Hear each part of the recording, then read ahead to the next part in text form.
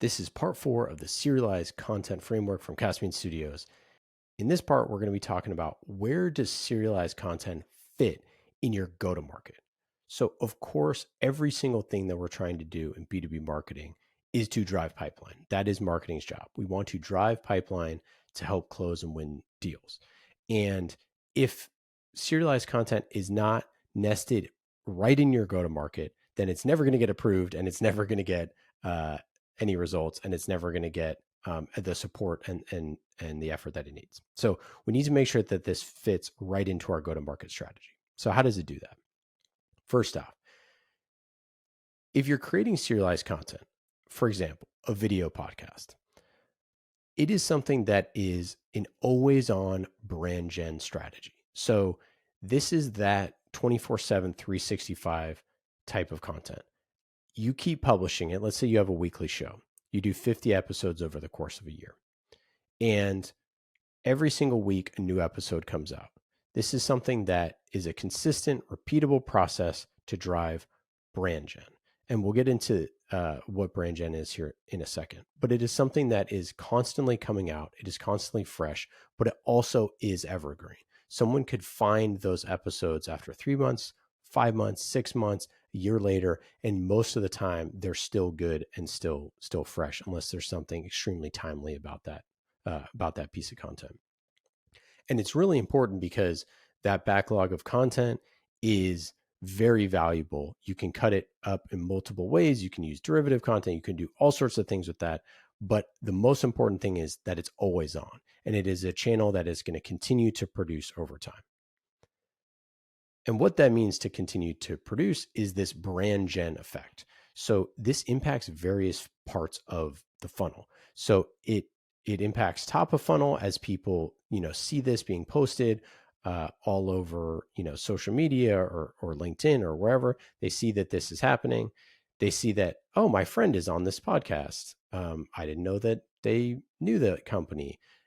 Maybe I'll check that out. And then maybe they go just look at the landing page. They say, okay, that's cool. And then go on with their day. Then maybe a month later, they see, oh, this other friend is now on this podcast. Who makes this thing? And then they go and check it out.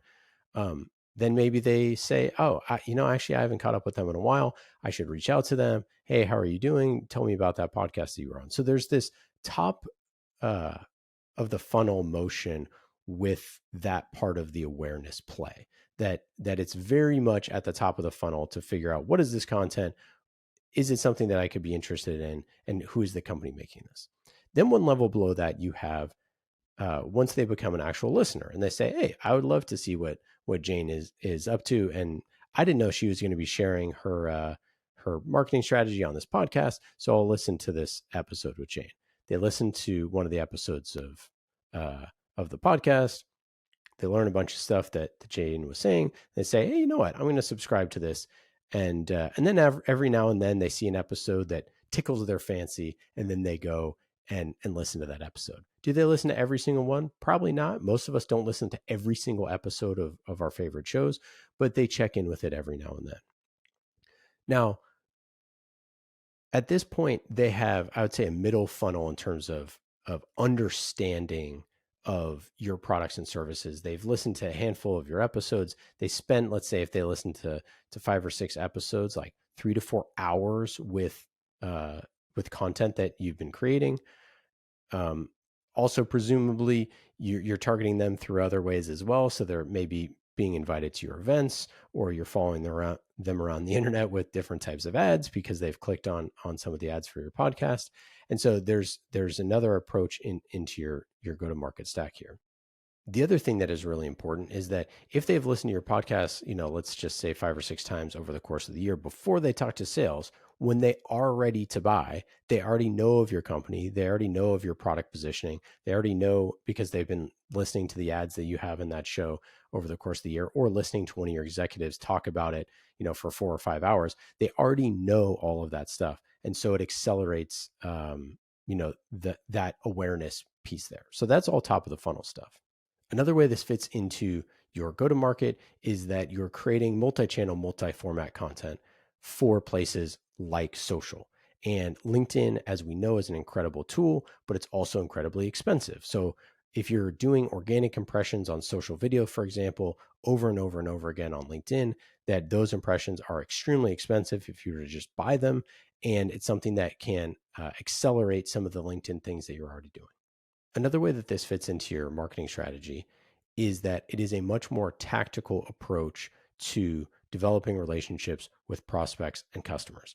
And when you are co-creating content with your prospects and customers, and they're sharing it with their friends and colleagues and all of that, people are seeing that, they're noticing it, and they're also engaging with your brand. So if they have a really positive engagement, they come on your podcast, they have a wonderful time with the host, they're prepped the right way, their PR people are happy, the way that they're presented, the way that the graphics look, the way that they sound. Multiple people have reached out to them on LinkedIn and said, hey, I listened to your episode, and they've had a wonderful experience with your brand.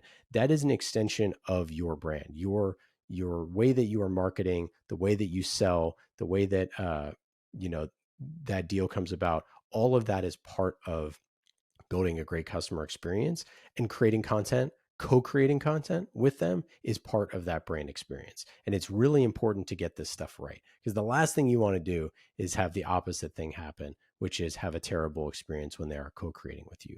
And it fits really nicely into your go-to-market because they're much more receptive to having a conversation with sales when they've already had a really good experience with your marketing team.